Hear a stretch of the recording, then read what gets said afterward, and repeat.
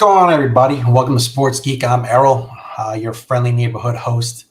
Man, the offseason has finally begun, right? The rumors are flying. Everybody's dispelling crazy, wild notions and what the Yankees can and cannot do or will not do. And it's all for the fun of the game or the love of the game, right? That was a great movie, too. If you ever want to watch a baseball movie. But yeah, the Yankees are in on everybody. That's what I'm hearing. They're in on everyone. They're on a mission to make it to become that World Series favorite, right? Right. It's so much the Yankees, right? They also plan on signing this player. Hold on, give me a second. Where is it? Right here. My cat. The Yankees are in on Perry. They're going to sign this cat to play all the positions that they need fixed. Shortstop, outfield, pitch it. She'll pitch on the mound and catch to herself. She's that quick. Yep. So, Perry, welcome to the Yanks.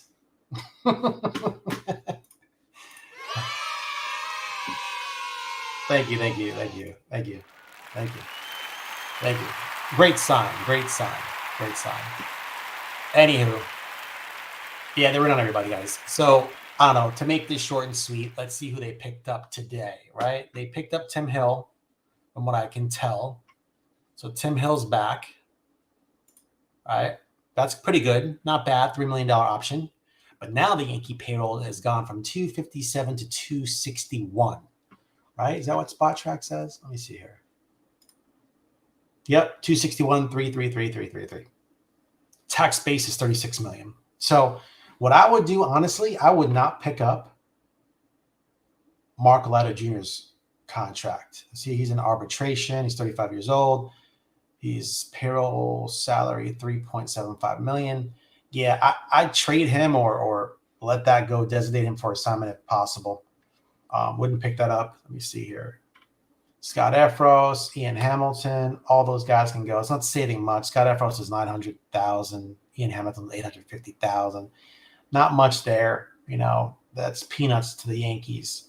But that's it. That's basically where they can cut. Even if they were to trade Will Warren and let me see, Luis Gil, what's he making? Luis Gil, $3.4 million. They could package those up, you know, put them in a deal for a really good player, maybe a batter. You know, I'm not saying that Arizona would take them for Ketel Marte, but would be nice, right? Yes, a lot of rumors flying. They might, I hear some people saying they shouldn't get Bo Bichette. Some people saying they should get Bo Bichette. I'm in agreement with the people who say get Bo Bichette. His defense cannot be absolutely worse than Anthony Volpe's. It's impossible. It's impossible. Cannot be worse. So, you know, I'll take the bat over that defense any day of the week. That solves a problem right there. You move him over to third once Lombardo comes up. If Lombardo even is still a Yankee, if he might not get packaged in a deal for something. So, you know, a lot of things going on. They didn't pick up Jonathan Loizaga's option, so good riddance. He's always injured, right? Oh, hopefully I spelled his name right. If I didn't, I apologize. But so that option wasn't picked up, right? So yeah, a lot of teams have until tomorrow, Thursday, to make that decision on offering their players or existing free agents qualifying offers, and let's see who picks them up, who accepts it and denies it and goes to free agency. So after tomorrow, to me, that's when the offseason really starts. I know it started right after the World Series, but teams have 5 days to negotiate with their current free agents to see if they can get them back in the fold. They have first, a 5-day negotiating window. That day is up as of tomorrow. So after that, that's when you start seeing craziness fly. I don't picture anything getting done, really. I highly doubt it. Usually you see a lot of movement either a little bit before the winter meetings or after winter meetings. You might see some trades here and there, small trades, but nothing major. I think teams take this time to kind of meet, go through their scouting process, go through their deliberations, go through whatever statistics they're looking at to see what can make the team better. I have no idea what the Yankees are going to do. I think the Yankees need 2 or 3 good position players to be competitive with the lineup to produce runs or timely hitting, to be more specific. They probably need one more starting pitcher, only because Clark Schmidt isn't coming back right away. Garrett Cole isn't coming back right away, and Carlos Rodon will not be back right away. So you got 3 starters right there that are and that will not make the season start. But you also don't know how they're going to perform, because usually with pitchers, they really need to get the full spring training aspect, and that off-season training, which neither of those guys are, closer to throwing off the mound, I believe, a few days ago. So that's good. But Rodon will be picking up a ball soon. Neither will Clark Schmidt is not started his throwing regimen yet, I don't believe. And Anthony Volpe, their so-called starting shortstop, will not be ready for the start of the season either. He might be a month down the road, maybe May or so, maybe early June, depending on how his rehab goes. So the Yankees have a glaring issue at shortstop, whether Anthony is their future shortstop or continue being their shortstop. But, that needs to be addressed, and hopefully it's addressed properly. Maybe it's this time where Anthony does sit in the minors and develop and see if he can regain what he was. I find it difficult to think that, is it the Yankees really controlling Anthony Volpe, or does Anthony Volpe control Anthony Volpe? Meaning, if Anthony Volpe was a much better contact hitter in the minors, and he comes up to the majors and the Yankees say, we want you to hit for power, and they kind of mess with his swing and create this launch angle or whatever they're doing, and say for 3 years it doesn't work. Okay, I mean, the kid hit 20 home runs, whatever, or close to it this past year, but he's got some pop, but it's really killing his average. Is it really important for Anthony Volpe to continue down that path, or to say, hey, man, listen, let me give you 10 home runs and at least hit 250 or 260, right? And let me get on base and steal and create some havoc on the base paths and produce some runs for you that way. Is it weird for me to assume that Anthony Volpe just can't say that to the Yankees, and the Yankees just can't simply accept that? Are the two sides not communicating, or is it so analytic driven that they just can't meet halfway for the betterment of a player? I don't know. Inquiring minds want to know. I want to know. I'm curious as to why. If that were my career and I see it going on a downward trajectory, like, guys, you know what? Screw your thoughts and trade me, because this isn't working for me. You guys are literally killing my career and asking me to trust the process. What fucking process, man? This process is failing, right? What process am I fucking trusting here? The fact that you guys are trying to make me into something I'm not, then dude, trade me and go get a shortstop that can hit for power, if that's what y'all want. I mean, it's not, I mean, it's, I don't want to get too far into Anthony Volpe. I don't blame the kid. The kid's got talent. I think it's in him. We've seen it. It's in him. But for some reason, I'm not sure what's happening, why he can't unlock it, or why he keeps doing the same thing over again. I can only assume that the analytics team or someone is saying to keep doing what you're doing, it's going to pan out. I just don't understand that. It hasn't panned out in 3 years. And so now people are talking shit about the kid. It's got to be rough for him. It's going to be rough for everybody. I know I talk shit about him. But, as a player, I would just simply say, dude, this isn't working out. I got to change. Guys, just trust me on this. I'm going to work in the offseason. Not that he can do that because he's coming off surgery, but in the past, I would have said this before he got to this point. So here we are once again sitting with no shortstop in sight. Don't know what's going to happen there. We need some outfielders. Cody Bellinger, Kyle Tucker. We hear the talks. People want Cody back. People want Kyle Tucker back. I'm in favor of Kyle Tucker. As much as I thought I wanted Cody back, Kyle Tucker's a better player. And we've seen it with other teams. The Dodgers pick up the right players. The Dodgers picked up Freddie. When I thought the Yankees should get Freddie Freeman, when Freddie Freeman was a free agent, they passed on and picked up Rizzo. Freddie Freeman should have been a Yankee from day one. Didn't happen. Dodgers picked him up.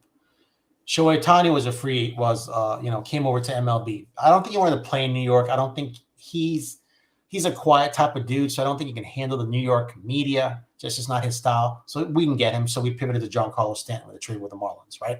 Okay, boom. Didn't pick up Bryce Harper. Didn't pick up Manny Machado. I'm telling you, if Bryce and Manny were Yankees, they'd be championships here. I'm telling you, we'd be celebrating 3 or 4 of them. Seriously. With Judge in the lineup and Giancarlo. Maybe Giancarlo wouldn't have been here, but still. Right?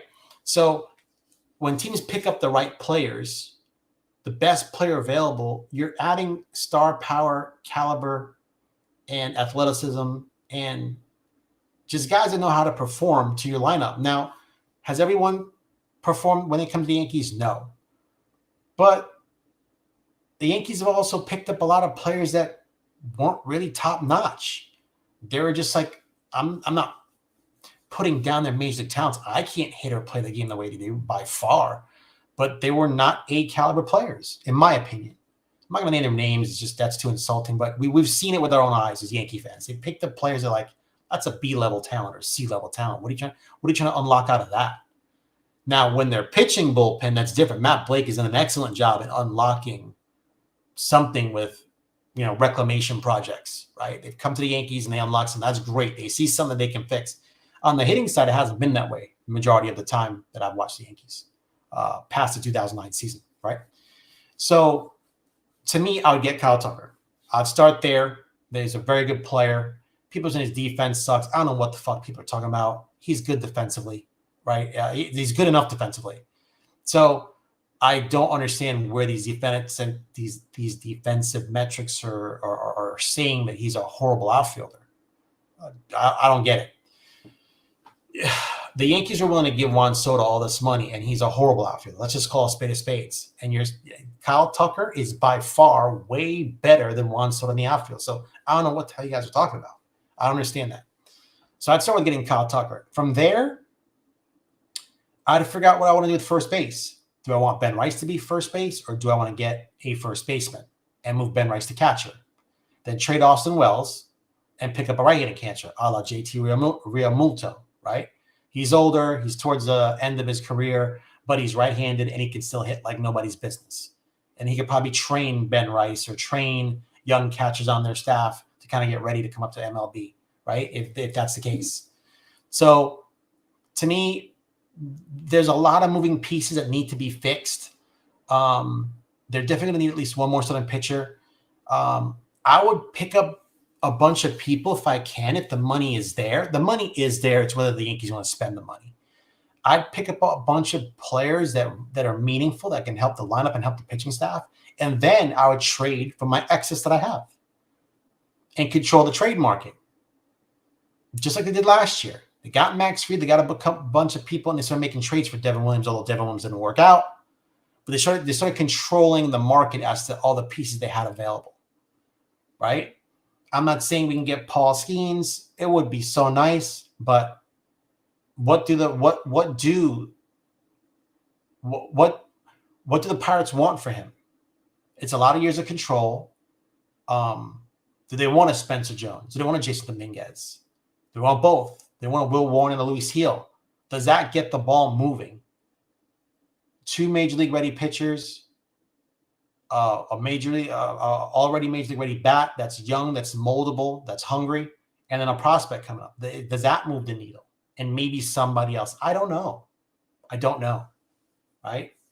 So I don't think the Yankees would trade for Tarek Skubal as much as I'd want him in the Yankee uniform. That's not going to happen. Most of those players, especially if they get a qualifying offer from their current teams, the Yankees have to give up trade capital and also lose draft picks. So why go that route? Why give away your future that you've built so well from the farm? The farm has produced. No matter what anybody wants to say, that farm has produced, right? They don't get enough credit for their farm system. They really don't. But I don't know. I'm curious how the rest of the qualifying offers go for between now and tomorrow, and then the season really kicks off after that, right? So hopefully we'll get some good news, with what's going on with each player. Like I said, there's rumors that they're in on Stephen Kwan, Kyle Schwarber. I can go on and on. I don't see where Kyle Schwarber fits. I just don't. Great player.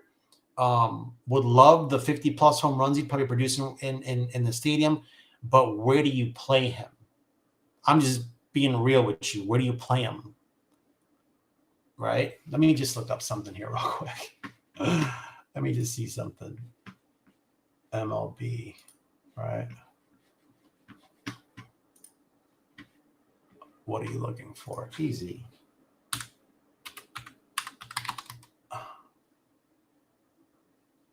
Kyle Schwarber.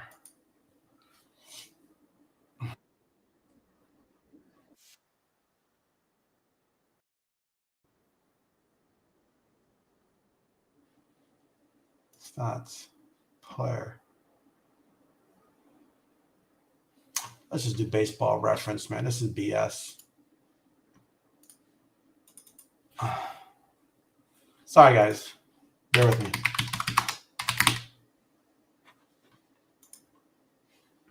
All right, here we go. Kyle Schwarber. All right, let's see. Let's talk. Okay, so Kyle Schwarber, 2025. Can I share this?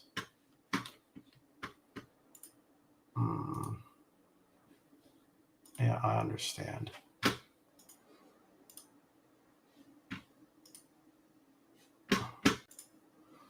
All right, so Kyle Schwarber, bats left, throws right, 5'11", 229, age 32. Okay. So he's on the back end of his prime, right? 33, 34. He'll start going down. 56 home runs, 240 batting average. 10 stolen bases. How's it even possible? On base, 365. That's a lot. 560 slug. Wow. 920 OPS career. So the guy mashes, man. The guy does mash, but where do you play him? And it's a 231 bat. We already got guys that hit 220. Why do we want this? I love the 56 home runs, but this is basically Big G. If Big G can stay healthy, and we already have a DH, right? Left fielder designated. Can he really play left field? I don't know, man. Designated hitter. I know him as a DH.